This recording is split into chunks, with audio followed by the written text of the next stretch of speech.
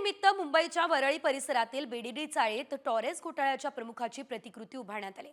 भ्रष्टाचार नष्ट व्हावा यासाठी प्रतिकृतीचं हे दहन केलं जातं आणि नव्याने कसा आहे हा देखावा ते दाखवतायत आमचे प्रतिनिधी गिरीश कांबळे।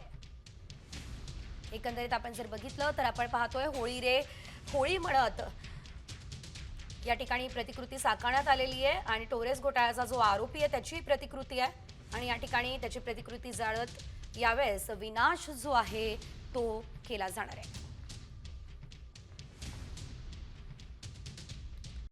कॉमस्कोर नुसार आता isakal.com आहे देशातील नंबर 1 ची मराठी न्यूज वेबसाईट। प्रत्येक अपडेटसाठी isakal.com ला नक्की भेट द्या।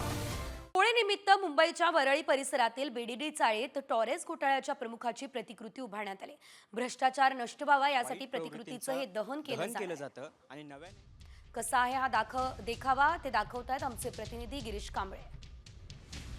एकंदरीत आपण जर बघितलं तर आपण पाहतोय होळी रे होळी म्हणत या ठिकाणी प्रतिकृती साकारण्यात आलेली आहे आणि टोरेस घोटाळ्याचा जो आरोपी आहे त्याची प्रतिकृती आहे आणि या ठिकाणी त्याची प्रतिकृती जाळत यावेळेस विनाश जो आहे तो केला जाणार आहे।